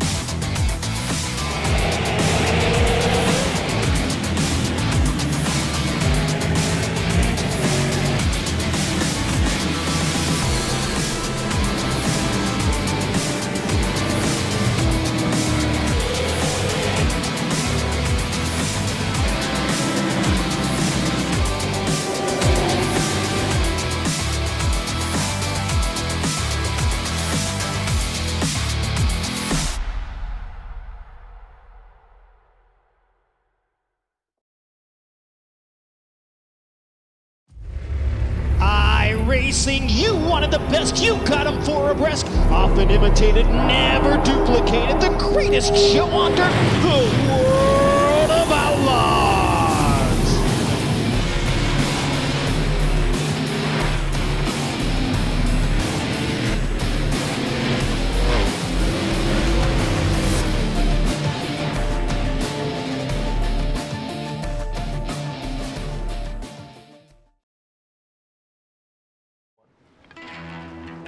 Welcome back to Superspeedway Cup series here on LSRTV, brought to you by Sunwest Construction. And well, we're going to be heading back to Green Flag Racing in just a second's time as this thing winds up to hopefully finish off Cisco. Yeah, we're hoping. A lot of cars had to use their fast repair that time, so we still got plenty of bullets in the gun here, but not a whole lot of backups ready to go here. But field going to be led to the green flag by Spencer Preet on the inside and Corey Henry on the outside. Yes, indeed, the pace car will pull off here onto pit road. I said I hope we wouldn't see it much tonight, but that turned out to be a lie. As Spencer Preet will lead the field back here, and outside line not really going too well here as on lap 60 for the restart. It'll be 30 laps to go. Preet gets a great launch there. Presidio will drop down as well, leaving Cozy, Henry, and, well, no, just Tiller and Henry up top there. Nobody else has dove away already, but wow, just a bit of an unusual race this evening. Yeah, and we're almost back to the case here, Rachel, where everybody's spread out again. So if unless they get bunched back up, we could be in a position where we don't see another yellow flag, but we'll just have to find out as 2 cars still on the outside, Corey Henry, the 69 of Harry Tiller, but you got 7 cars on the bottom right now between Preet, oh actually no, 8 because Tiller decided to jump down there now, leaving Corey Henry all alone on the outside. Yeah, it has put him in that position, and that's perhaps a little bit more unusual, really, at this point to be in this situation. But it's where we are, and it's what we'll have to deal with that, of course. But right now, that means the race, which was going to be a little on the quieter side, now might be a little bit busier. But they're going to keep going for the moment and get to where they can. It's single file, but that's not stopped them before. As around goes another car already. Are you kidding me? Apparently not. 73 car Bentley Glasser. What happened? He was being pushed in the corner, and somebody wasn't on the straight, but the car pushing him wasn't straight and was hooked up when he turned down the track, which of course turned him up the track, and nobody got hit by that incident. But oh, and it hooked him. Once again, guys, right there, bumper hook. Don't hit somebody. Don't push someone on the corner and then push down whilst you're touching. And it's so easy for us and you to move, say that. it bends them around. Well, it's easy to do in the car because I don't see this many bumper hooks when I've been racing. Yeah, but then again, to be fair though, I started racing, or I was racing the Gen 6 Cup cars and iRacing back before. Back in the old days. No, well, yeah, kind of. Back before the cars had the big bubble of air with the draft model that came in last year. Last year, 2 years ago, we had the draft model brought in quite a big bubble of air behind them. I used to race before that, back when you could get to the rear bumper of the car in front of you and push. You could overheat. Destroy it was a two-car thing, yeah. Really knocked the back of the end of the cars in. And I was racing then, and you learned not to do it. Then we had this period of time where, for about a year and a half, 2 years, we had a big bubble of air behind the car in front, and you really couldn't get hooked to the bumper. It was the 3-car magic was the way to go fast on the Superspeedway. You had 3 cars in a line. The car in the middle actually left off the gas and let themselves drift onto the front bumper of the car behind, which pushed those 2 cars up to the one in front, and the 3 went faster than 2. That was the magic routine. You actually lifted off coming out of a corner when you were in a 2-car to hook yourself up with the car behind, and you go faster. Yeah, you lifted off to go faster. It made no sense, but it worked. We got used to that.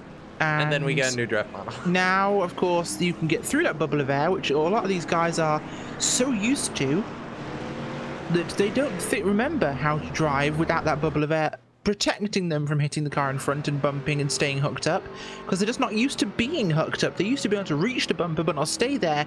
Now you're in a situation where you can hook up and they aren't remembering how to get off.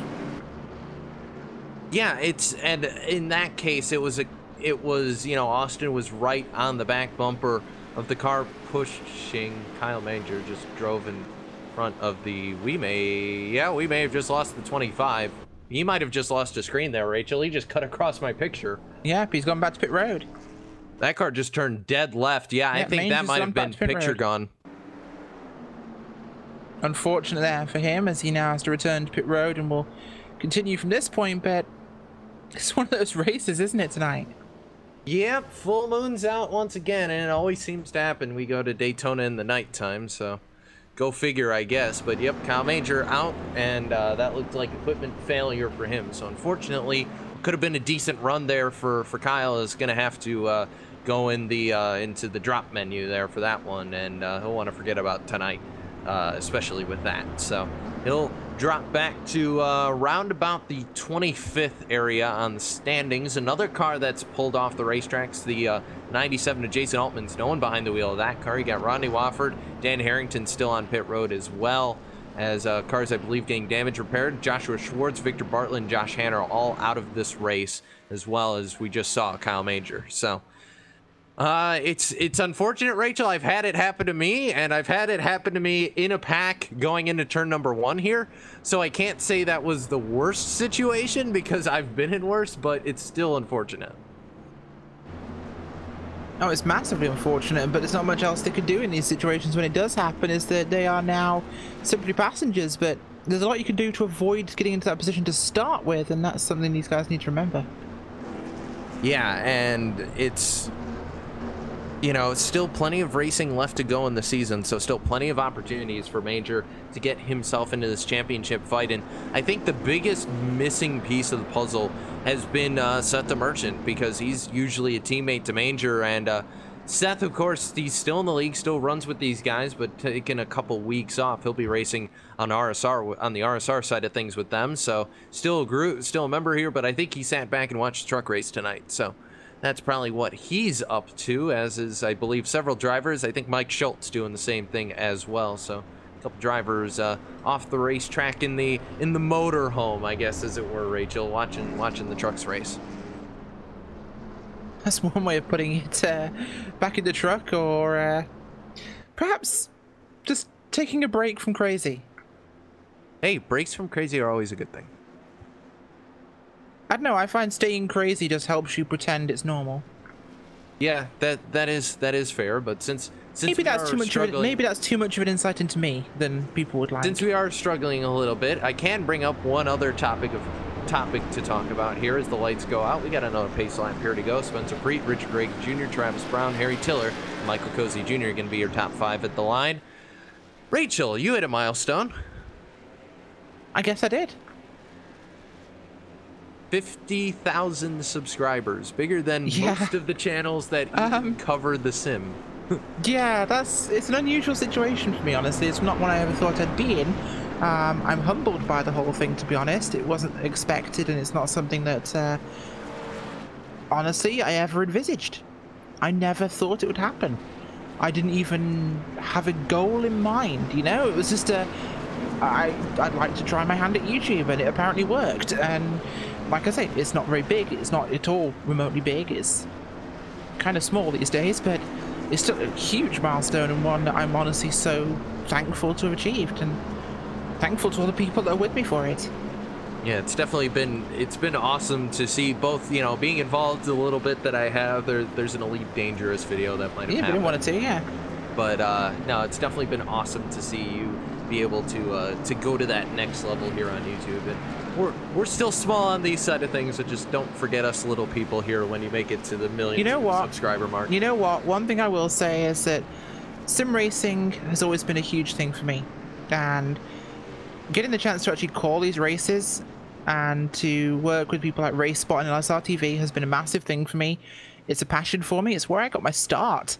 It's what made me who I am. It's what gave me the skills, I should say, to do this YouTube stuff, you know? And it's literally LSRTV, as the green flag will fly, that gave me the opportunity. And right here on LSRTV, you're seeing lap 65 going back to green, and a bit of a shambles on the start there as Preet goes. The outside doesn't go. Cars back on the inside don't go.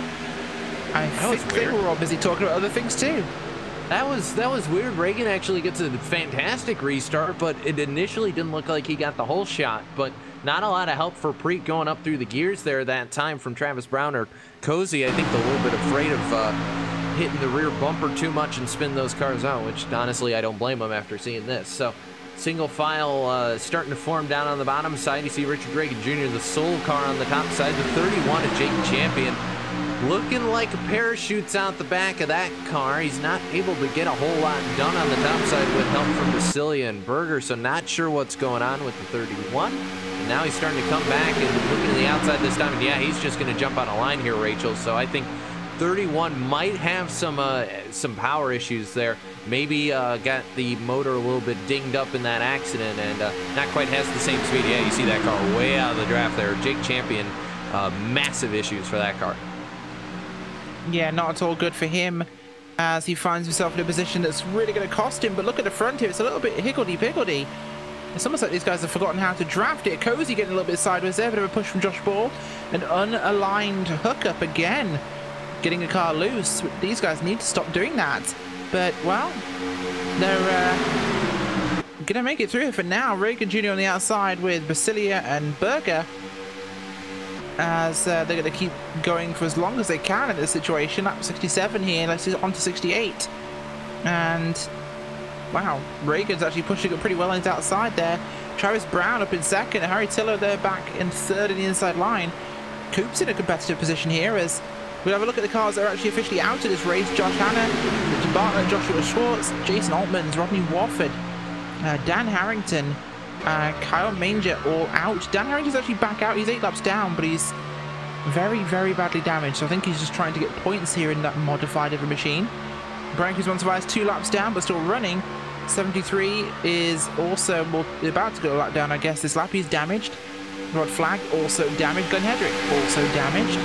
Those guys just can't keep up with the draft, as really the last car really running with the front guys here at the moment is John Ludke.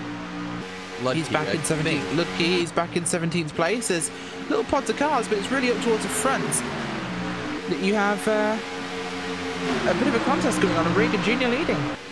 Yeah, and they better make sure they don't swallow those pods of cars, because that's bad for your health. Can we not? Yeah, please that's really bring the up only that segue I had thing. there. Let's not do that, because that is one of the worst memes of 2018. Just like the knowing the way rubbish, and I hate to sound like an old person, but the memes even in 2017 were better. This year's one so far, not inspiring, but I will say though, the cat Reagan videos Jr. have been is better. They've been good, yes. But Reagan Jr. is, oh god, they're all over the place here. They are sashaying back and forth like drag queens strutting down a runway here, because I can't think what they're doing other than showing off to each other in the moment, because they're all over the place. As Reagan Jr. leads the way, he's doing an impressive job. Basilia the third up alongside him here, as I've got to say the sketchiest of the most at the moment has been Josh Ball, who is sketchier than a sketch artist working a wedding crowd. You're just trying with these metaphors, aren't you? I really am. I think they're pretty good. Oh, Tiller up to the top side. Look.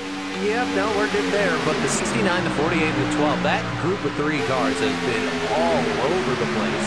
Not really sure why they're having to push this hard. We still got 20 laps to go, so not too much intensity going on. And ball now to the rear. Travis Brown in the 01. We saw 3 cars kind of falling away from this picture. It's Cozy, the 89 at Gorange, and then Austin Coop. And honestly, I don't blame them there, Rachel. They're just trying to get away from them a little bit. So everybody trying to hopefully spread themselves out so that we have race cars at the end of this race. Yeah, they're trying as well as they can. I think trying to wreck, it seems, but Basilia, Berger, and Tiller on the outside are pushing hard here. Could they get a car to the front here ahead of Reagan Jr.? If they do, it's going to be Basilia. Will it be by turn 1? They've got a good head of steam here across the tri-oval. Basilia will lead that time by the stripe.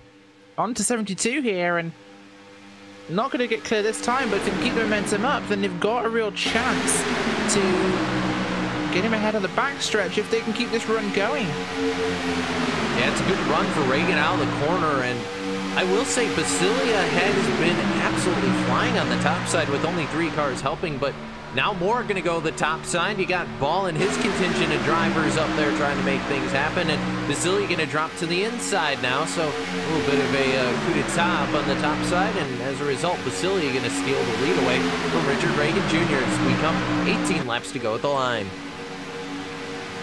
Yeah, we certainly do, and 18 laps to go in this race as people are trying to decide where they want to be here. Basilia got the lead, and Reagan Jr. wants to go back. Berger will drop down and back to 94, so the Berger's going with McDonald's. That's kind of predictable. So it seems as though Preet's front end's a little messed up here, actually, Cisco. Struggling to lead as the outside getting a little stronger. Yeah, the 37 had damage coming to the green flag, and that's definitely not helping his chances at this at all. But pack's starting to form. It's almost tandem starting to form. You got the 94 and the 45, or the 46, I should say, were working together. Well, that's gone out the window. That's Glenn Hedrick. Get out of the way, man. And he does. Jump into the inside, the apron there. Comes back. I believe he'll get back to the apron. Just double check on him. Yep, he's good. But that was get out of the way because the running of the Bulldogs was rolling through, if Geico would have you believe that. He's up to the top side. Reagan going to try it again with help from Josh Ball. And the 48's been pushing, Rachel, but he's been fast, but I don't know if I'd be tempted to make that move. He's doing a deal with the devil right now. It's Richard Reagan Jr.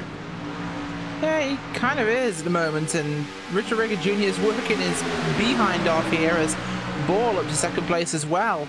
Pushed by, they had a car there of Corey Henry doing a fantastic job as they're going to go for the outside line. A lot of slightly damaged cars around here, so it's really making this racing a bit sketchier than we'd like, as he's not quite clear. In fact, he gets a big push there by the 12 nearly in the corner. Ooh, as he pulls down and nearly actually turns the 12 behind him. He pulls down so hard and then he turns himself, but he gets down. He was desperate to drop down in front of the leader there, the 46, as out of turn 2 they'll come onto the back stretch here, and This lead pack is looking sketchier and sketchier. I think I'd want to be where Austin Coop is, and that's 11th spot, last car in this group, because that way I could start to size things up. But it's going to be 15 laps to go at the line. Ball continuing to lead. It'll be his second lead lap of the day. Up on the top side, Henry trying to make things happen with Harry Tiller, a driver that we know. Harry has been so desperate for a win. Rachel has gotten close so many times, so many runner-up finishes last season. You got to think if you're the 69, you're running out of excuses at this point before you start just barging people out of the way to go win this thing. You really do, and honestly, this is just a sketchy race all over. Maybe these guys are all trying to watch a truck race and race. The truck I know race it's over now, but so, yeah. I know it's over, but maybe they're watching the post-race coverage here as Tiller drops down, leaving Corey Henry on the outside on his own. But it feels a little desperate, actually, with some of the big names out of this race. You gotta almost think that these guys are kind of, I'm not sure. It's almost so they're just desperate to try and get something different. I mean, there's a car a little bit further back who's not damaged. And that's Mark Jorgensen Jr., who is in fine form, but for some reason he's down in 12th place, way off the speed of the pack. Yeah, but he's working with damaged cars, so yeah, he's 6 seconds back. That's just not going to happen for Jorg, and yeah, just stuck back there, not really able to do a whole lot. And the calm before the storm, it's happening, Rachel. They're starting to get single file. We see this so much in real life. You know, 15, 14 laps to go. That means they're all going to get single file and start, you know, planning it out. When am I going to make the move? When am I going to jump to the top side? Who's going to go with me? Or who's going to be my partner? Start making deals, that sort of thing. And I guess that means that it's going to be a little bit calm here before things begin to kick off. Certainly is, of course, and the calm before the storm at this rate. I hate to see what the storm's going to be, because this has been frantic, and obviously, Cisco, this race is actually titled tonight the Jack Bolt Radio 1,880,000 foot long race. It feels more like the Jack Bolt Radio 1,880,000 hour long race. Yeah, it's not been too bad, but it's not been great. We'll take a look at your race facts right now, just to kind of get an overall scope. We've had 7 cautions tonight, 22 laps, 13 lead changes, and pit stops. We didn't even think about that. That's why they were getting single file. 46 locks it up coming down pit road. We totally forgot. There's pit strategy. There is, and this will be the one that takes them to the end of this thing, of course, as it'll be about 12 laps to go here, so they don't need a full tank. It could be a very... Oh, wow. Reagan Jr. slams the inside wall there as he comes onto pit road. That's not going to help him at all. He's had to back up as well as taking damage to his front left corner. He gets off pit road. We'll still have people around him, but that was a bit of a derp there.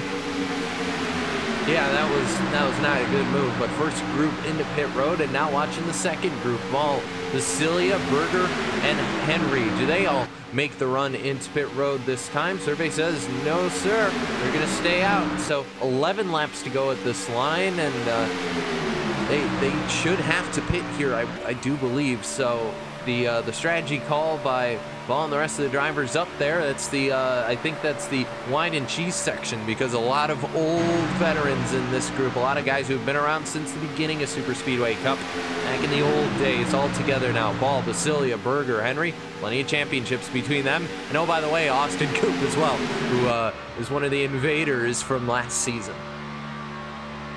Yeah, he really is, and honestly, it's been an impressive run so far for them, but this race in general is kind of shaking things around. I'm not really sure how we see this one play through, but I mean, the ordering's going to be a little different, I expect, as a lot of these guys now have been down or are going to come down pit road for service. Getting a very broken run to the end. Will this stay green? It could do. It could do, and Coop is now officially with these guys now, so 9 laps to go at the line here, Rachel, and it's who's going to blink first. Are they all going to come down together? And I have to think, the way the radios are, Austin probably not on the same channel as them, so he may get left out to dry here if he doesn't act fast. We'll have to see. If they head down the back straightaway, do they pit this time? Well, the thing is, it's the gentle way into pit road, which most of these guys have been taking, and if Austin's on his toes, he could take a shorter, more aggressive line in, and it's not really advised to do, but one of my favorite tricks coming onto pit road at the Superspeedways was always to point it at the pit entrance and stand on both pedals. Because you replace the tires very anyway. different methods of pit road entry, I will say that. To be fair, it locks you up, it keeps you straight, there's no chance of you spinning out when you slow down hard. It's the old 2-foot magic hack. The way to stop fast in a straight line and no risk of spinning out. In fact, if you actually start spinning, in a lot of cases, the 2-foot magic hack will also straighten you up and keep you going through a derp of physics. But it's one magic way to get on pit road late. Breaking hacks here with 8 laps to go. Do they pit this time? They don't. No. All right, what are we missing? We're missing something. We're missing something. I'm not entirely sure what it is, but something.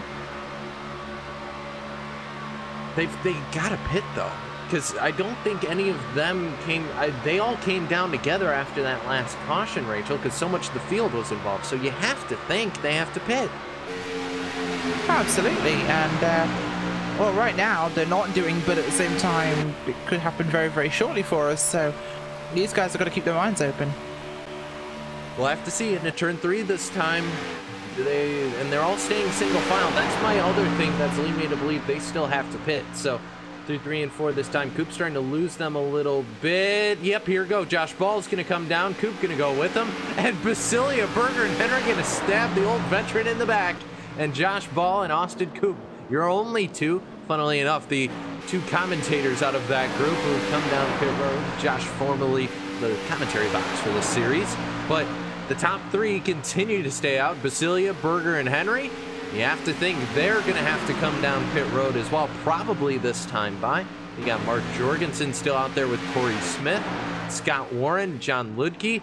Then you got Josh Ball and Austin Coop, who just splashed and dashed and make their way back out of pit road.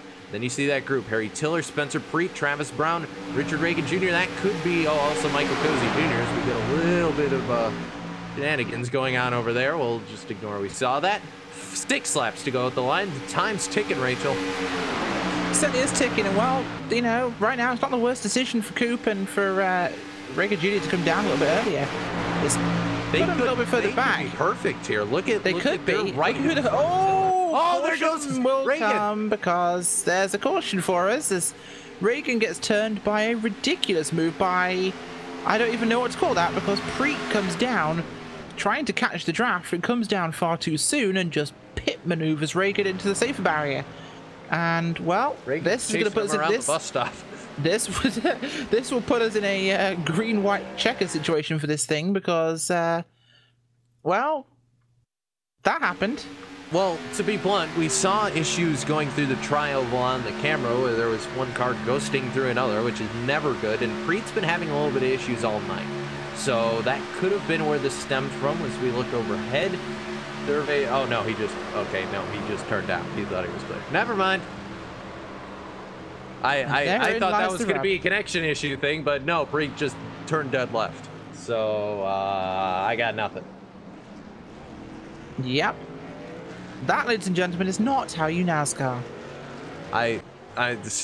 Preet's been...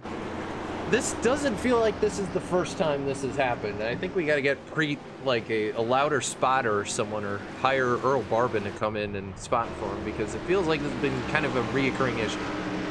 But yeah, actually, Rachel, I just noticed something.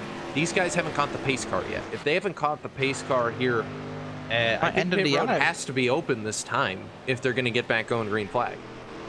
I think it has to. So we'll find out very shortly if it does open. They're all kind of at the pace car now, which means it should open, but I think Basilia and Berger have to Reagan coast Jr. Here. They do, but honestly, I can't believe Preet actually pulled that. In fact, he's managing to somehow... No, I believe right now he's a lap down, so they are. Yeah, this is unusual. That was just weird. Basilia going to come to the front of the field here. He's going to stay out. He's going to risk it. We knew they were close. The question is, Rachel, if this goes green flag to the end, there is a very strong possibility they run out on the final lap. No, absolutely, and that could be hilarious. Oh man, so you got the calculator basically smoking. So we're just gonna have to watch these top 3 intensely, because at any time, any one of these guys could just run out of fuel. And you see all three of them on the flat, just trying to make it to the end. This is going to be so close, especially if it goes green flag. I don't think it will, though. That's the difference. I think it's pretty much guaranteed to have something happen, but will it happen after the one to go and put us in a situation where we don't restart? We'll have to get the 2 to go this time at the line. That's otherwise, and we are getting wave around, so we could go green here. We'll have to hear from the drivers how that's all going to happen. But you see everybody stacked behind Basilia, Berger, Henry. I don't think Jorgensen pit either. Ludke, I don't believe pit, nor Warren, Smith. And then you got Josh Ball, who, remember, came down pit road with Austin Coop. Then you got Travis Brown, Harry Tiller, Cozy, and the rest of that group we saw that brought out that was right around the caution. So it stands to reason that if Ludke, Warren, Smith, and Jorgensen, they were further back of your field, maybe they were saving Rachel. That's got to be the thought in their minds, but we've got to get 2 to go this time. Yeah, it has to be, and I think it could well do, but tough call, really. It's just I don't know how this plays out, because it's gonna be a divisive end to this race. I think we're gonna be in a situation where we see an unusual run to this one. I think something strange is gonna happen. Just gonna put that out there. With the way this has gone so far, something weird's gonna happen. Yeah, and we'll see if it pops up in chat, or if anyone's gonna let us know if this is gonna be a 2 to go here. I might actually run over there really quick. Hold on, Rachel, let me go check. He's gonna do just that. So Cisco's gonna run off and find out how this thing will end for us. Hear from race control, of course, just what will occur, but certainly a different situation that's come up in this one today, and it's going to put us in a very diverse situation. I'm hearing Cisco? no. I'm hearing no, that we not going to go back. I talked to Richard Reagan Jr. He's in the server just above us, and I went in and checked, and he said that we may not get a chance at a restart here, because it did take them, because Basilia, Berger, and them, because they had to coast there, Rachel, they weren't able to catch the pace car in time. So I think as a result, that could... They can't make it, or we're not going to green? No, we're not going to go green. That means so they're Frank going to have Basilia. to pace around here. If he this makes means it. Frank might. Oh, if he makes it. Well, under caution, they were close. So, under green, they were close, but under caution, well, this could be it. We'll have to see. Ultimately, we won't know until we see the pace car lights. If they go out this time, which, to be fair, we've been having longer cautions tonight, so there is a strong possibility that this does not go green flag. But we got 3 guys all here doing absolutely everything they can to save fuel but maintain pace speed. So if the lights go out this time, we're going to get a 1-lap shootout. That could very well doom Basilia, Berger, and Henry, and quite possibly everyone behind him who didn't pit. But survey says cross the line, and no, it will finish under caution. So now it's the question of, can Basilia, Berger, and Henry make it? So we are going to end this under yellow, but will they still have fuel? Oh, man. These 3, of course, didn't pit. This means if they run out of fuel, Jorgensen Jr. might win this thing if they don't. And Jorgensen hasn't pit either, keep in mind. No, but he's also got a bit more fuel. So this could be very different. I believe Corey Smith actually, I believe he was with Jorgensen, and he actually came down pit road. So if they can't make it, does Scott Warren do it? I think Warren's still on the same fuel strategy as them, so he might be just as doomed as the... Oh, man. 2 laps to go under caution. Well, 1.5 laps now. Will they all make it to the end? Will they run out of gas? Is this going to be the most hilarious end to the derpiest race of the season? This is going to... There's not going to be a whole lot of nails left on the driver of the 94. He's probably taking the driving gloves off and just chewing the nails, because it's about, what is it, estimated lap at 0.4 when the car starts to sputter, if I remember correctly. I know it's when you have about a 1/10 of a gallon left when it starts to sputter. That would be it, and they would find out. So I'm just trying to work out exactly what situation we're in for these boys, but I think they could make this. I think they will. I think it's unrealistic to see that they don't, but I kind of want them to, this is nothing personal, but I kind of want them to run out. Just for the sheer comedy of a number of cars in this thing dropping out and finding out who actually wins this deal. So we're going to come to take the white flag this time in what could be one of the most tense finishes here this season, not because of the racing, but because of the fuel strategy. White flag is out. And also keep in mind, this isn't Bristol. If you run out on the backstretch, you're not making it around all the way. Oh, absolutely not. And honestly, I think it would be the most hilarious end to this race if that's how it went down. Call me slightly masochistic, but I think this would be hilarious if they ran out. The turn one this time. Here we go. Raise your bets now. Yeah, did the fuel carrier pack that thing full of fuel? And did any of these guys, Rachel, did they short pit on the last stop? All of that goes out the window. Were they saving during the green flag? I mean, there's any number of factors that could. Well, look at this. The top three who were on the apron before are running up on the track now, so maybe they're confident they're okay. Or they're just like, we may as well. We'll have to see. But no, I agree. If they're up on the track, they might be able to make it. They've got half a lap to go. Yeah, they do indeed. And I think it's going to be Frank Basilia who takes this with Andrew Berger and Corey Henry for your top three, which would be a crazy end to this thing as long as they don't run off in sight of the finish line, which would be the ultimate punishment, honestly. And Basilia, remember, he ran a part-time schedule last season and decided to come back full-time this year. So alongside Josh Hanner with drivers who have come back full-time, veterans of the series. And out of 4, you should be able to make it from here.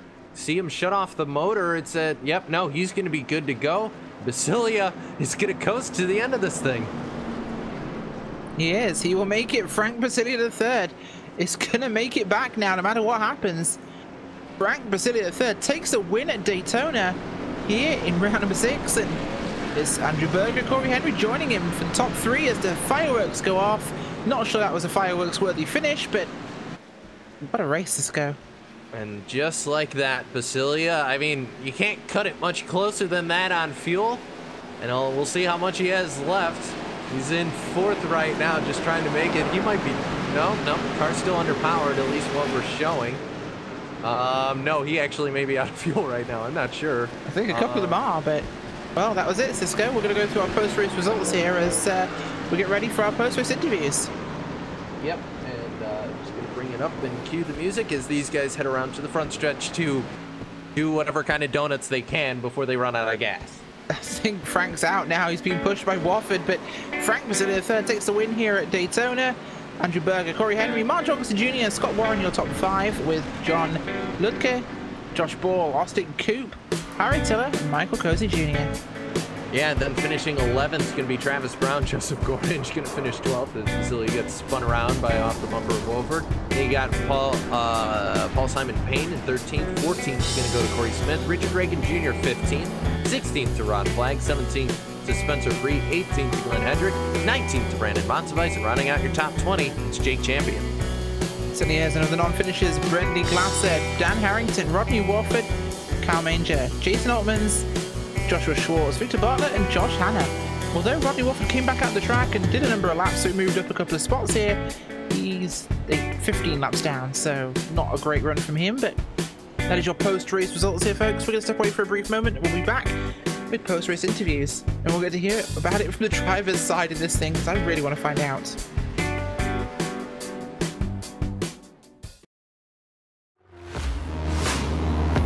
Hi, I'm Ryan Priest. I'm driving the number 20 JGR Toyota Xfinity car this weekend. Really great opportunity here at New Hampshire at my home track. Over the past few weeks, I've been on iRacing, practicing a little bit here and there with the modified and the NASCAR Xfinity car, so it's been a lot of fun. It's been a great tool for me to kind of get used to that stock car body again and be prepared for the race today. Well, yeah, it's a mile long, so the draft kind of plays into effect here with the modifieds, punches a big hole in the air, and we run restrictor plates. So it makes a big difference. Just really fast, and it's our Daytona. So that's what's great about it, and we have a fast car for tomorrow.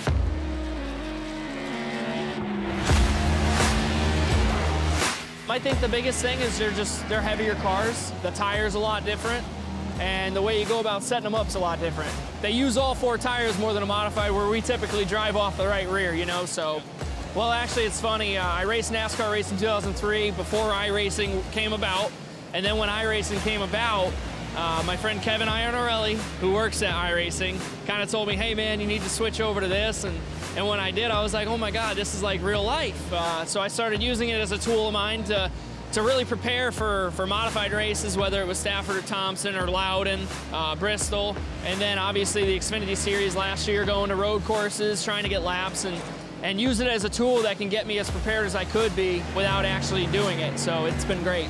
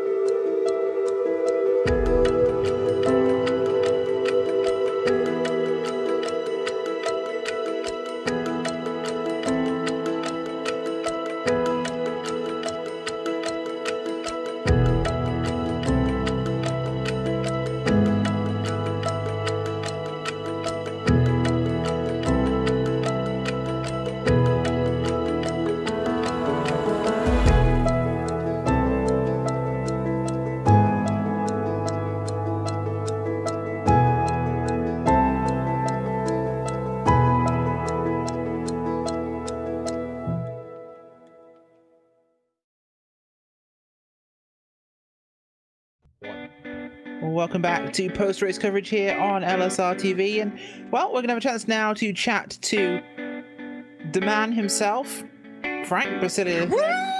Frank, tell me you're McLovin this.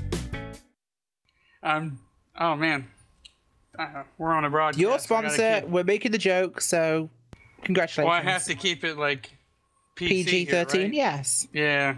Oh man, then I can't say what I really want to say. Don't go full mark. Fair enough. No, it's I am pumped. I'm amped. Wow, my heart's going like 1,000 miles an hour, 1,000 beats a minute, whatever you want to call it. But I'm just, man, I'm going to open up a few beers after this. I don't know about you. You know what? Now, I think I'm going to go to bed. But either way, a fantastic result from you there. Definitely a fuel strategy towards the end. When I crossed the line, I think I had 0.0. Well, hey, my car just came back on for a second. No, I think I had 0.3 gallons, but I think coming to 1 to green, I had 0.7. So if we went green with 1 to go, I think me, Andrew, Corey, I think we were going to be fine, or it was going to be sputtering coming to the tri-oval, and I'm not pitting when it's that close. So I think we're going to be okay. Well, you heard it there. It was close, but they were going to do it anyway, because that's NASCAR. It's all about taking risks, and fantastic run either way. And anybody like to give a shout out to? It has been a long damn time since I've been up here. So Rachel and Cisco, and thank you for what y'all do. We got a little sponsor called like Sunwest Construction for the league. Rod finally got a sponsor for this thing. I've been here since 2012. It's his first full-time sponsor, so got to give them a little shout out. Rod for putting this thing on. Andrew, Corey, Josh Ball. That whole last run we were working together all the way through, so I couldn't have done it without them. Got to give a shout out to my smoking, sexy, all the other adjectives, my wife, who lets me play virtual NASCAR. And this win I'd like to dedicate is my first win since I had my little girl. She's 13 months old, Sophia. Love you, and this one's for you. There you go. That's for Frank's daughter and his wife. So thank you, Frank. Congratulations. Incredible. Thank you, Rachel. Much appreciated. Let's party, girl. There you go. Well, we're moving back down there as Cisco, I believe, right now is standing by with something also related to food. It's Andrew Berger. Yeah, and right behind McDonald's, but Andrew Berger comes home in the second spot. And Mark told us when they took the white flag, Andrew, it was 0.7. How about you? Yeah, I mean, I had a little less. I think I was at 0.6, so it would have been sputtering, I think, coming to the line. So honestly, I was kind of glad it we stayed yellow there, to be honest. Well, still a fantastic run for you, and definitely it's been kind of this season we've seen you up front so much, and I know you're trying to turn around some of the luck you've had as of late, and as a former champion, you know, it's hard to win in this series, but close once again, but definitely good to be on the podium. Oh yeah, you nailed it. I mean, like you said, I've run up front most of the season, but the past couple weeks since the 500, I've been just getting wrecked out and then some bad luck. So yeah, tonight was a good run. Almost won the stage there, but Victor got me at the line, so congrats to him on that win.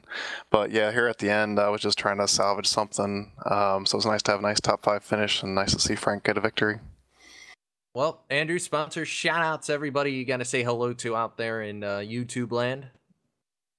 Yeah, I mean, just a shout out to Rod Flag for all that he does and keeps putting on a league and dealing with some tough guys tonight. I know there's a lot of wrecks, and hopefully that'll not be the case next week with some of these new guys. But in any case, yeah, shout out to Frank. Again, just great win by him, and nice to see him back up on the podium. Corey, Josh, all the guys that were out there helping the 24 team secure a second spot finish. Nice. Thanks, everybody. All right, well, that's Andrew Berger, and I'm going to jump down and talk to Corey Henry, who's got the newer version of that paint scheme on the 24, the William Byron version, but nonetheless caught up now with Corey Henry. And Henry, you're Mr. Corey Henry, I should say. You get sporting the William Byron paint, and it was kind of weird seeing you in that car. I'm so used to you being the purple car, and then now with the new paint scheme, of course, shouting out your boy William Byron, but. Third place finish. We asked Basilia, we asked Berger, going to the white flag, what was the fuel gauge saying? It was saying 0.8, 0.8. You were the best then out of all three of them. Yeah, we kind of clutched it on the caution there before we actually took the green. I knew it was going to be close. All of us were talking about if we got one caution, what were we going to do? Obviously, we were going to have to pit before the last caution prior to the finale there.